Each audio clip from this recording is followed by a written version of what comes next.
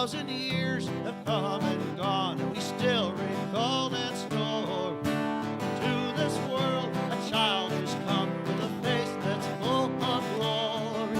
He will someday wear his crown of thorns and carry his own cross. Looking in his eyes, so wide and warm, I remember what I've lost. Day of the children, day of the children, day of the child.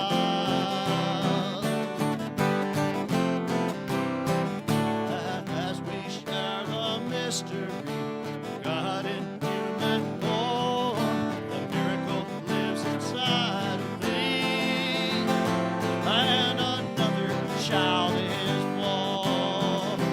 Day of the children, day of the children, day of the child.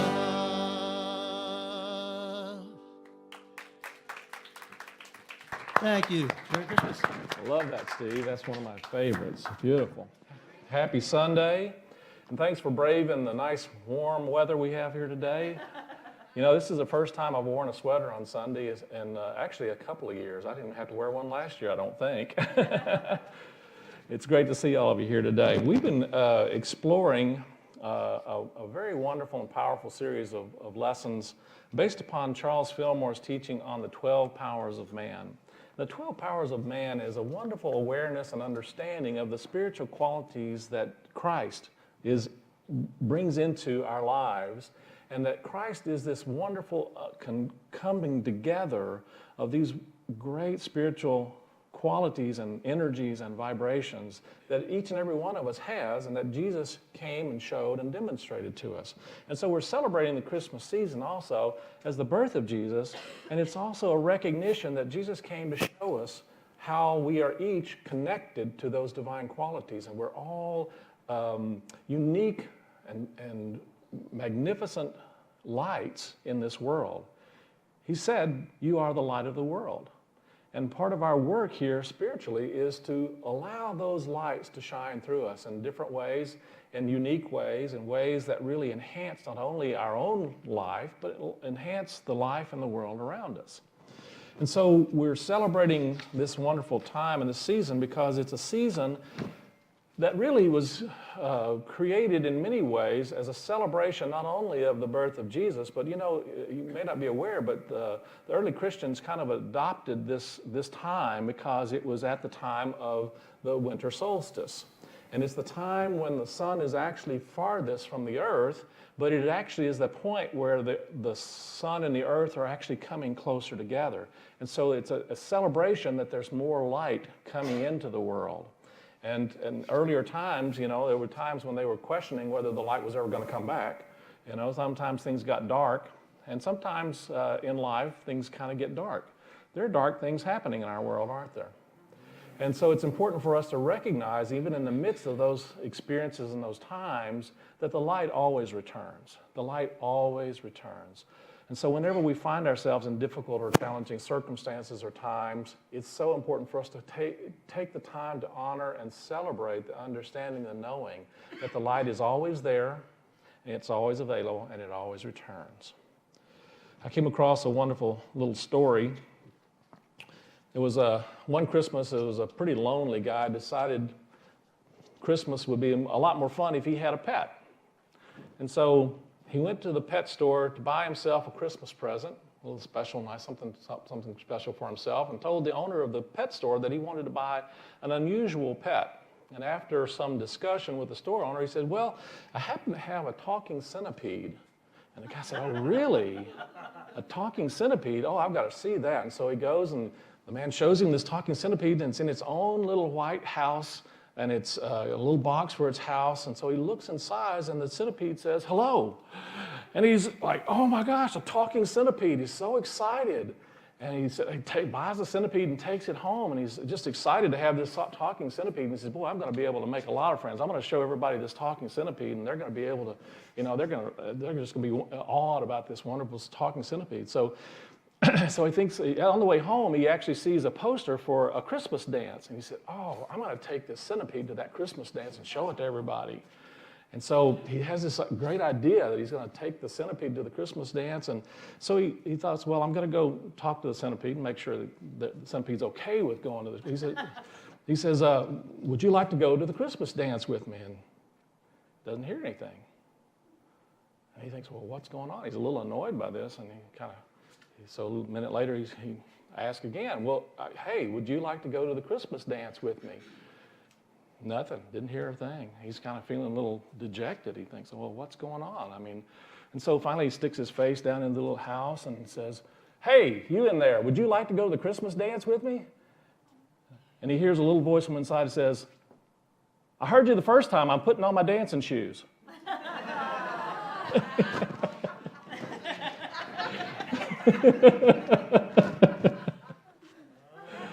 Oh, that was a groaner, okay. You got to have fun with this stuff, folks. Well,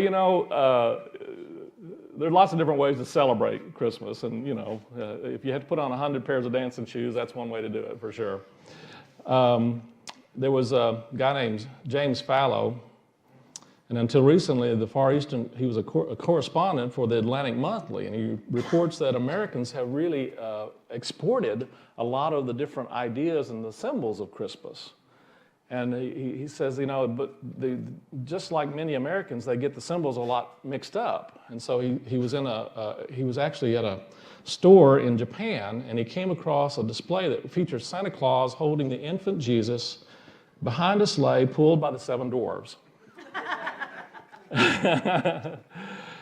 Sometimes this season we get really caught up in a lot of the hustle and bustle and the things that are going on, and I think it's important for us to really think about the spiritual nature of what this is about. And there's a traditional understanding that really is simply about the birth of Jesus, and it really is about the birth of Jesus, but the birth of Jesus is so symbolic of an awakening of the divine presence within humankind.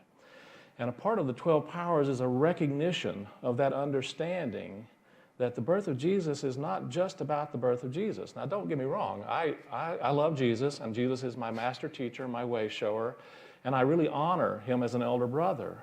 But I think sometimes much of the learning and the lessons are lost when we simply focus on Jesus and not focus on what he was trying to say about us. He was trying to tell us who we are. And so we miss sometimes to me, what is the real significant message of Christmas, and it really is about connecting with that space, that place, that awareness, that consciousness that is within us, where we are also like him, and where he is showing us how we can experience and be more like him. And his life in itself was a message to us about the possibilities of humankind, the possibilities of courage, the possibilities of strength, the possibilities of all of these amazing 12 qualities that his disciples represented. And our Christmas Eve service is a wonderful ceremony to help us to really tune into and incorporate each of these amazing spiritual qualities that each and every one of us has, but our awareness of them is sometimes clouded, and sometimes we're not as tuned into the possibilities. We've talked about the powers of faith. We've talked about the powers of strength, of will, of understanding. We've talked about the powers of imagination. We've talked about the powers of wisdom. We've talked about the power of will and choice.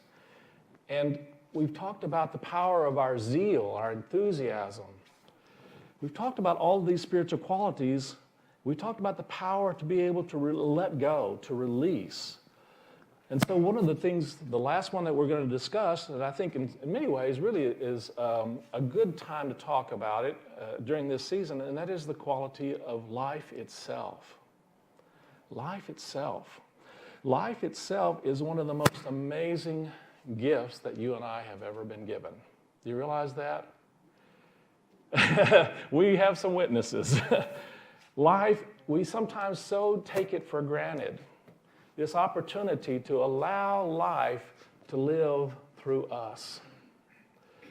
We have opportunities that really turn us into an awareness of the divine, or we have opportunities to learn where we're blocking that understanding of our unique divine nature. In Isaiah chapter 9, verse 6, it says, "For a child will be born unto us, and a son is given to us, and the government will rest on his shoulders, and his name will be called Wonderful Counselor, Mighty God, Eternal Father, Prince of Peace. There will be no end to the increase of his government," or of peace, "on the throne of David and over his kingdom, to establish it and to uphold it with justice and righteousness, for then on forevermore. And the zeal of the Lord of hosts will accomplish this." And really what he's talking about here is an understanding that there is an awakening awareness of our unique divine sonship. Now, sonship is actually, in olden times, really was inheritance. It had to do with really what we inherit. In olden times, it was, and yes, it was a very sexist time and a very sexist culture. But I'm suggesting to you that we are each children of the divine, and we each inherit those divine qualities. And so it's important in those times to symbolize that understanding of a son, because the son is the inheritor of all that belongs to the Father. And you and I are a part of that inheritance. We are each inherited, we inherit these divine qualities. When I say inherit, it means that we are flesh of the flesh. We are spirit of the spirit. We are one with the one. And we sometimes don't remember that. We sometimes forget that. We forget who and what we are. And a part of this celebration is to recognize and to honor not just the one who shows us this, but the one who is in us and is drawing forth from within us that Christ nature, that divine essence. In Genesis chapter 2, verse 7, it says, "Then the Lord God formed man from the dust of the ground and breathed into his nostrils the breath of life, and the man became a living being." This is not just something that happened thousands and thousands or millions and millions of years ago. It's actually something that's happening all the time, and it happens, and has happened in each one of us. The life that exists in each and every one of us ultimately is the divine. Do you realize that? There's nothing out here in the world that can give us the gift of life. And yet we sometimes feel like we look for things out here in the world that give us that gift. Now, there are things that we can see and experience that can lift us in many ways in our spirit. So don't get me wrong. The world ultimately has wonderful ways of reflecting back to us whatever is going on inside of us. And if we have that life within us, we're going to be able to see and experience it more out here. But the opposite is also true. The more we practice seeing it out here, we find that it enlivens us in here as well. Now, the life doesn't come from out there. It comes from in here. But in order to see it out there, we have to connect with it inwardly. We have to connect with who and what we are. Charles Fillmore in Keep a True Lent says, "The first step in the realization of life is always to know that God is life, abundant, omnipresent, eternal. And this second step is to make positive connection with God, life, by declaring oneness with it." And so a big part of our spiritual work is to be willing to recognize that the life that I have in me, the life that you have in you, there's really only one. There's only one life. It's the same life. We all are living the same life with a little different story attached to it. See, we think that our story is our life, don't we? We all have a story, and the stories are wonderful, and they're magnificent, and they're unique, and they're beautiful, and they're awesome, and they're disturbing, and they're scary, and they're frightening at times. We like the scary stories sometimes, don't we? Sometimes, how many of you go to scary movies? I don't go to them very much anymore because I see enough of it. We get involved in scary movies a lot. We turn on the news and we think that's real. We think that's the truth. Anybody seen Facebook lately? It's not the truth, trust me. There's stories. We get caught up in believing the stories of our lives. We get caught up in believing the dramas of our lives. But the life itself that is within us is something more than our story. And as we tune our awareness into our connection and our oneness with the one life, a different story unfolds. A story that is one of our divine nature, one that Jesus, the Christ, came to show us. He came to show us who and what we truly are. We are created in the image and after the likeness of the one life. We inherit that life. And we are instruments, and we are children, and we are beacons, and we are flashlights, whatever you want to call it. We are part of shining the light in the world. That's who and what we are.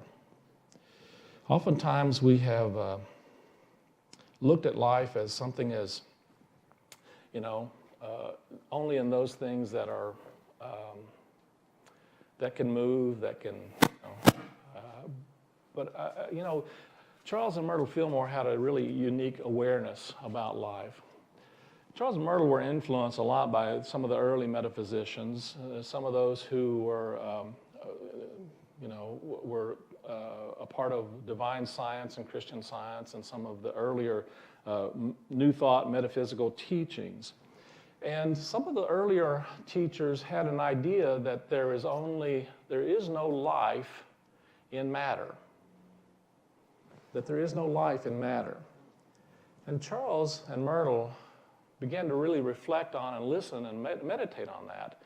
But what they came up is an understanding that ultimately there is no absence of life anywhere.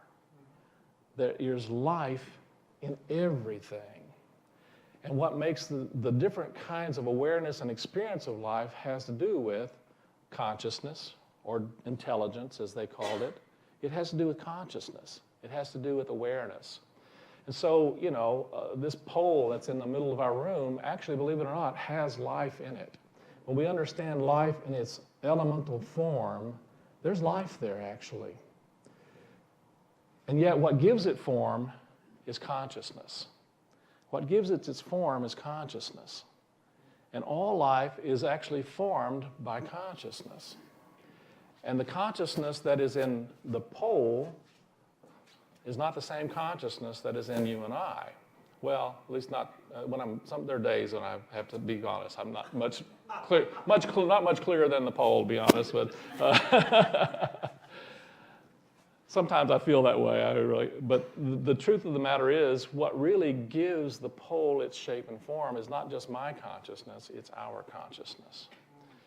You see, the shape and form of the pole that I see over here is not the same shape and form that Valerie sees, or that Gail sees, or that Ginger sees. Can you see that? We are forming all of these things in our consciousness, and our consciousness is one of the things that allows life to manifest in different forms and different circumstances in different ways. Life in and of itself is of divine origin. It's eternal, it's indestructible, and in keeping with the first law of thermodynamics, it's basically the same as energy. That rule that says energy cannot be created or destroyed, that's ultimately what life truly is. It is divine energy. It cannot be created and it cannot be destroyed. And that's the life in you. Now, we have an experience in our world that we call life, which is really our story about how the life is moving and expressing in us and through us and animating us in different ways. And animation is one of the qualities of life, that ultimately life is that which really animates us, that moves us in different ways and different experiences. And we go through an experience that we call life, but that's really an encapsulation of our story about how life is going and expressing through us in these physical forms and in this story that we're all a part of. Make sense? Julie and I had a wonderful time this past week, and also a very challenging and difficult time in many ways. We went to Florida for a couple of purposes. One, Julie's father is actually experiencing significant dementia. And so, in many ways, his story is a bit jumbled and confused. And at times, he's not really clear on where he is in this story that he's living and he's experiencing. And at times, he's unsure about who Julie and I are. There are times when he was actually pretty good this time, and he was able to recognize us, but then a few minutes later, he had to ask the aide, now who was that? And so, he's kind of on that edge of checking out of this story that he's in of life and living his life in this form, in this time, in this way. Well, another beautiful experience that we have is we got to spend some time with our 15-month-old grandbaby, Colby, who is, talk about life. This little one is so full of vitality and life and curiosity and just totally trying to see and experience whatever is going on in this world. It's just fascinating to watch her say, what's this? And what's this? What's this? And she just goes and touches and sees and looks at everything. She's just coming into this experience of what this is all about. And, my prayer and my hope, and I think Julie's as well, is that we help her to recognize that this is her story and that she is so much more than just the story. Well, the reality is Grandpa Bill, he's so much more than the story also. He's reaching a stage in his story where he's no longer as engaged in the story. We don't exactly know exactly what's going on for him in terms of his awareness or his consciousness. But my suspicion is that he's kind of partly here in this story and kind of partly moving into some other story. Does that make sense? And so we're preparing for the time when he decides it's time to go into a new story.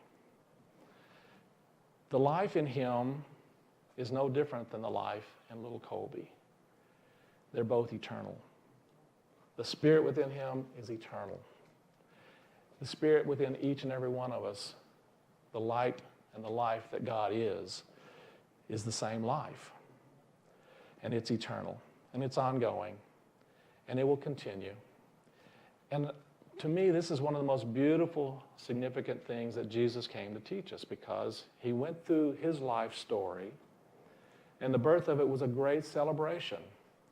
And him going through all of the difficulties and challenges that he had later on, and then rising up above that to show that that was not the end of his story. So the Christmas story in and of itself also contains the whole of his life, if you consider it, because that's his message. His message to us is that we are more than just these physical forms. He said that I came that you may have life and have it abundantly. I came that you may, and to me it just is really acknowledging and recognizing, I came that you may see and know the life that God is in you, just as it is in me. It's an amazing and wonderful message. It's a message that is transforming the universe, in my opinion. Not just each of us, but it's transforming the universe. Yes, there is a lot of pushback on that idea. I came across a wonderful story that one of my minister friends, Greg Barrett, and I decided not to read the whole thing because it's a little bit long, but I want to kind of give you a synopsis of it. And it's a story of a snowflake. And it's wonderful. I love these images because they do all look like snowflakes, and they are basically created snowflakes. But there's a story of a snowflake, and the snowflake is, every snowflake is absolutely unique, just like every other snowflake, right? You and I are like those snowflakes. We're all absolutely unique, just like every other snowflake. And yet, they're all made of the same energy, material. And one of the things that he says in the story is this one little snowflake was really so happy about being a snowflake, and he started growing as a tiny little snowflake, and he started getting bigger and bigger and started growing. And as he grew and grew, he started getting heavy, and he fell out of the clouds. And as he fell out of the clouds, he came down. And as he's coming down, he starts bumping into other snowflakes. He's going, oh, what's going on here? What's all this snowflakes doing everywhere? Get out of the way. You know, he didn't like being bumped around with all these other snowflakes. You know, sometimes you and I get that way. Sometimes we don't like bumping into each other. We bump into each other in ways that we don't realize. We kind of feel like we're perhaps getting in each other's way. And eventually he comes down into a snowbank, and he's in this snowbank, just a big pile of snow, and he's going, oh man, look at all this. I can't believe I'm just buried here in all of these other snowflakes. And then eventually the sun comes out and says, don't worry, everything's going to change. Everything changes, but don't be afraid. And the sun begins to warm the snowflakes, and before long, all the snowflakes run together. And as all the snowflakes run together, they go deep into the ground. And as they go deep into the ground, there's a seed. And this little snowflake gets absorbed as water into the seed. And the seed begins to grow. And out of the seed, a great oak tree grows. And out of the great oak tree, acorns. And so there's a higher purpose for each and every snowflake. Each and every snowflake has its place and has its being, and at the same time, it's all part of the same oneness of energy. Isn't that a beautiful metaphor if you think about it? I just love the idea, the understanding. You know, we're all snowflakes, and well, some are flakier than others, I realize. Sometimes I'm a little flakier than other times, but you know, the reality is we all are a part of the same. We're part of the oneness, and we're part of this wonderful ocean of life. We are a part of the vitality of life. And part of what helps us to really understand that is this understanding that the very life that is in us is also the very presence of the divine. We are in and of and as the presence of the divine. And part of our work, you might say, but also part of our play, is to wake up to that presence. And to recognize that not only are we always in that presence, but that presence is always in us. And the more we recognize the absolute wonder of the presence of the divine awakening in our awareness, we become even more those lights of life. And life is generated in ways that are magnificent and unique and special and beautiful, and at times challenging and difficult and troubling. And it's all for the higher blessing of unfolding something greater. You and each and every one of you in this room, in this life, in this world, you're the light of the world. And you're here to allow that light to shine through these amazing spiritual qualities of life and all of the other 12 that I won't go through right now. But I will invite you to come and join with us on Christmas Eve, not only to just celebrate, but to go through a service and a ceremony that helps us to really take in a deeper understanding and awareness of those divine qualities that are within every one of us, so that we can live more from that place and do as Jesus said, live in a way that we experience life more abundantly. I came that you may have life and have it more abundantly. We celebrate the birth of Jesus, and we celebrate the birth of the Christ consciousness in each and every one of us. And let's move into our meditation time.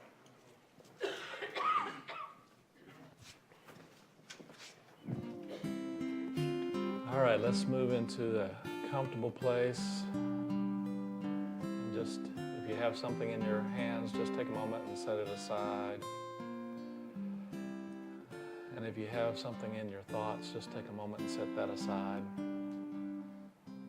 Just take a nice deep breath and breathe into the heart space. And just feel the breath. And feel it moving in your physical body relaxing the physical body and allowing the physical body to be at peace. And we give thanks and praise the life within every cell of this physical body.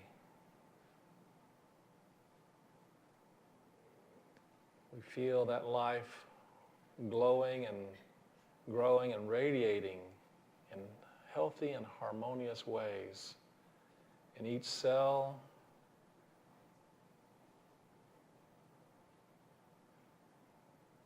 every system, every organ, every vital activity, bringing light and life and vitality, not only to the physical,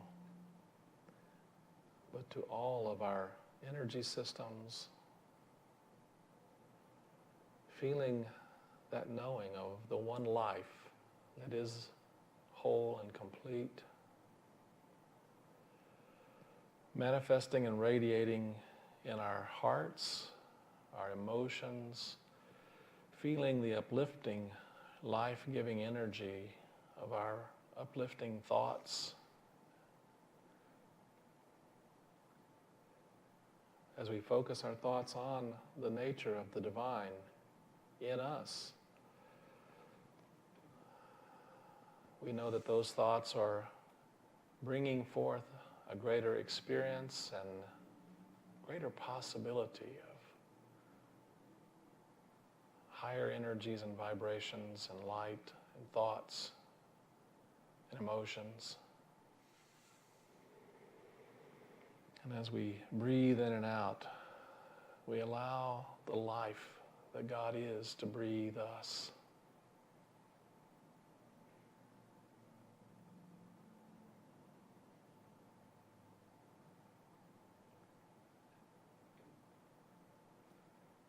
Allowing a quality and a characteristic of gratitude for each breath, for the transforming and healing and uplifting energy that life is.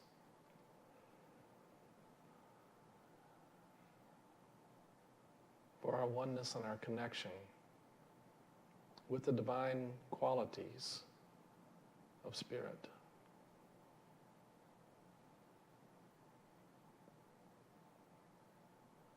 We give thanks for the ability to release and let go of those things that would block or stand in the way of accepting and trusting and knowing our oneness with Spirit, with God, with the divine.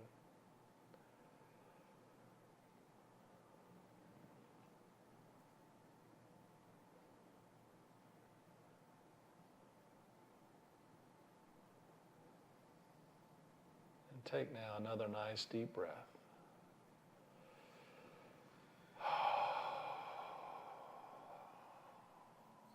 Feeling that life energy flowing through every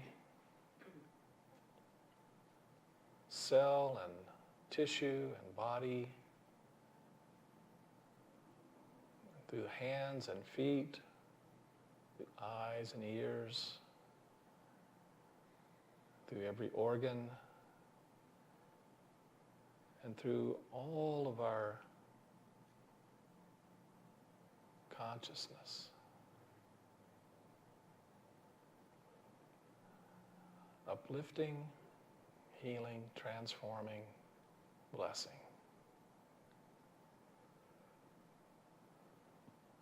Thank you, thank you, thank you, Blessed Spirit. Take a nice deep breath.